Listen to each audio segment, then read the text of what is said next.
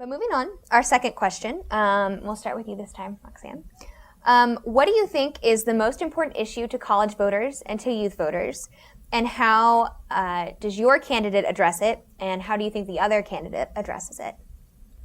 I think the most important issue with young voters is the economy, especially with my friends and my colleagues right now, because we're graduating and we're all trying to think, where are we going to get a job at? And I know that a lot of students are thinking about that. If the economy is not where it needs to be, am I going to be able to find work after I graduate? What am I going to do? Is there going to be money for me to go to grad school? How am I going to pay for the next 3 years of school? I think that's a really important issue for students right now, because not just in terms of education, but also, how am I going to pay for healthcare when I get knocked off of my parents? Just the economy is really important right now.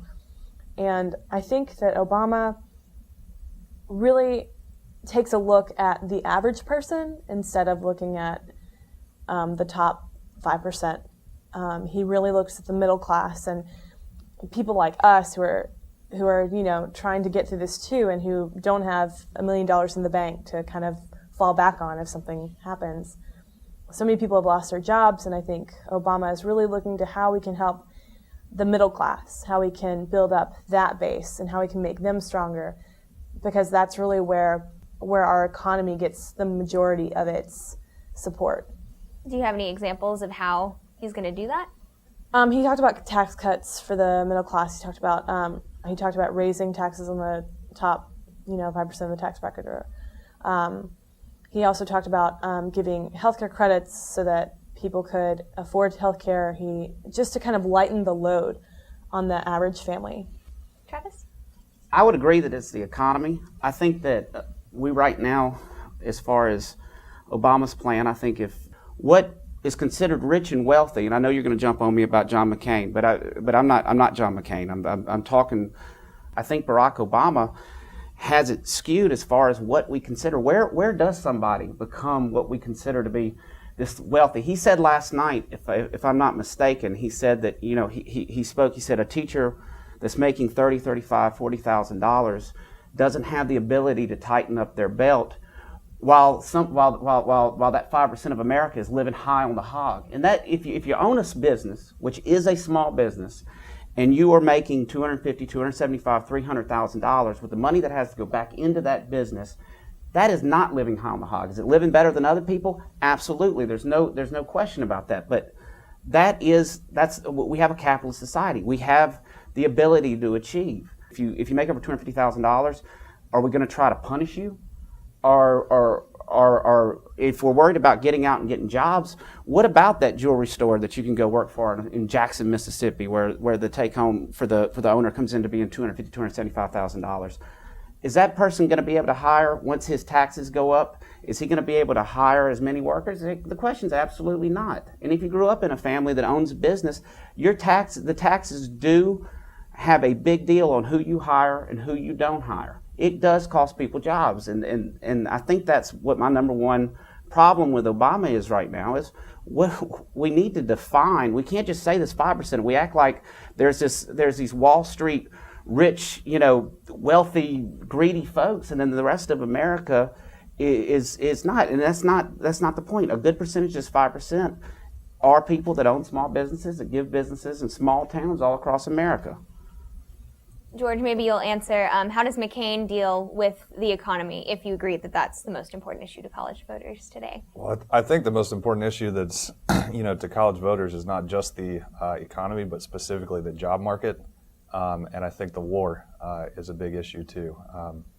The wars in both Iraq and Afghanistan.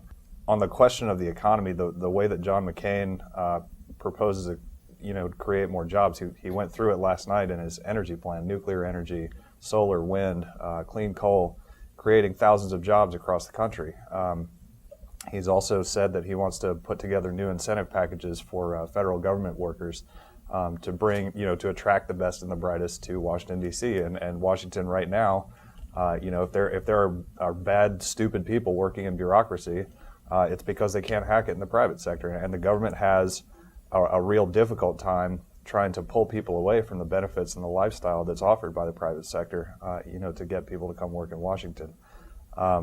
but with respect to the rest of the economy, making the Bush tax cuts permanent is a big part of McCain's economic plan, and I just don't see why any college-age student, who's about to go, make $60,000, $70,000, $80,000 out of college would want to vote for Barack Obama, because he's going to punish you for being successful. He's going to tax that income higher than John McCain will. As far as creating jobs goes, I mean, I don't think my college degree entitles me to, anything. This is the guy who used to wonder where his next cup of ramen noodles was going to come from, and I've done everything from laying sod to changing oil to flipping burgers to tending bar. I mean, this idea that Republicans are, the top 5%, and they've got it so easy and they're out of touch and they don't understand. I mean, it's just it's a steaming pile of what. I mean, it's unbelievable the gumption that Democrats in America have today, trying to cast aspersions on Republicans for being rich, white, and out of touch. It's disgusting to me. Roxanne, do you want to respond? I would like to. First of all, George, I wasn't saying Republicans when I said that. I'm not attacking a party. I'm saying that Barack Obama wants to tax a certain bracket, whether they be Democrat or Republican. The party has nothing to do with who gets taxed or not.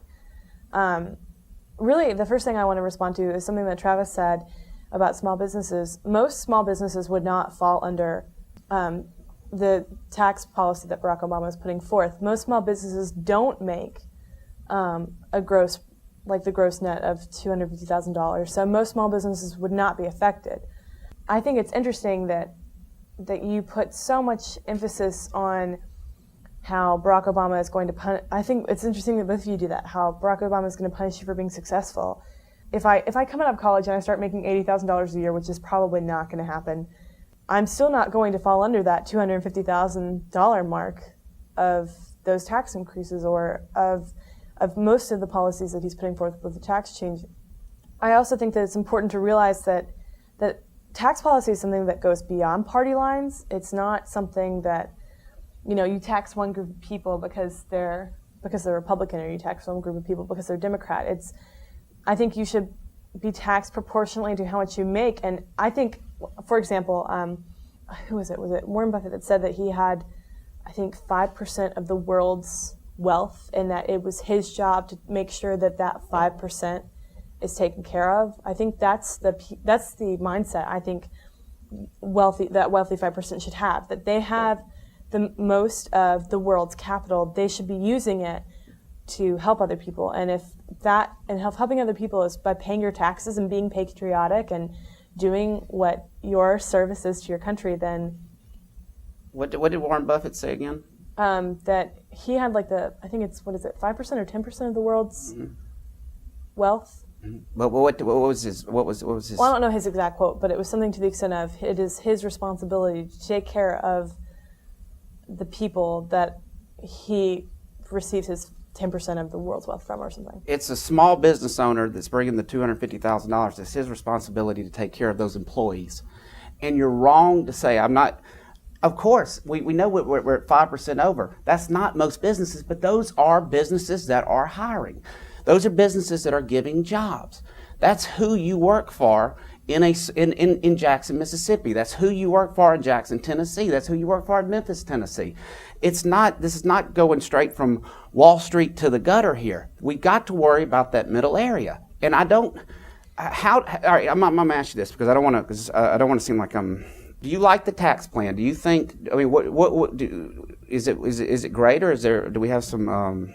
What's your thoughts? Honestly, I don't know enough about tax law and enough about. I'm not in a position to make those decisions or to decide if something's good or not. I am not educated enough on that topic, and I don't think you could really. No, I wouldn't call myself to be educated enough. I mean, I don't think that any of us would say that we are well informed enough to know if something is a good tax plan or not. I do think, however, that of the two options that I have, I'm safer with going with Obama. Okay. I feel safer going with him. With that, we're going to move on to let's leave it at that. To our next question, because we could debate tax policy, which none of us are experts on, for hours. It'd be just like the real media.